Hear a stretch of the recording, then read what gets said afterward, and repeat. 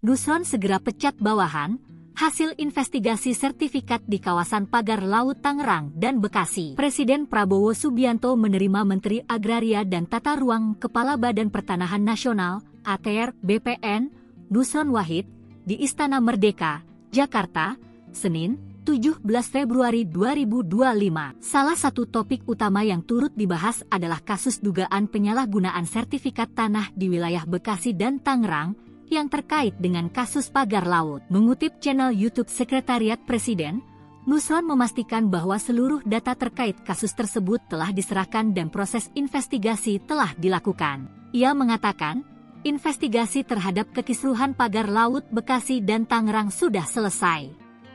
Mungkin besok atau lusa saya umumkan ada beberapa orang yang akan diberhentikan juga yang di Bekasi, ungkapnya. Nusron menambahkan bahwa di Tangerang, 193 sertifikat yang terbit di atas laut telah dibatalkan secara sukarela oleh pemegang sertifikat. Sedangkan terkait modus operandi dalam kasus pemindahan peta bidang tanah ke laut, Nusron mengungkap bahwa tindakan tersebut dilakukan oleh oknum di tingkat bawah.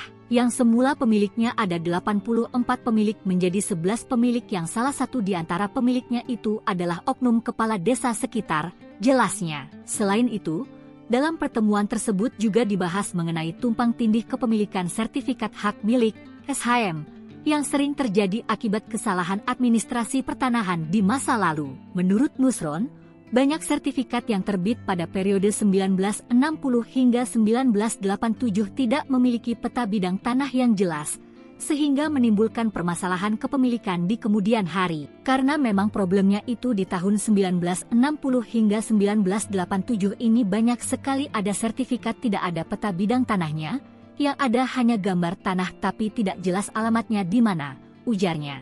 Pertemuan Prabowo dengan Nusrin membahas berbagai isu strategis di bidang pertanahan dan tata ruang, termasuk perkembangan tata cara pemberian hak guna usaha, HGU, untuk perkebunan kelapa sawit serta penyelesaian sengketa tanah di beberapa daerah.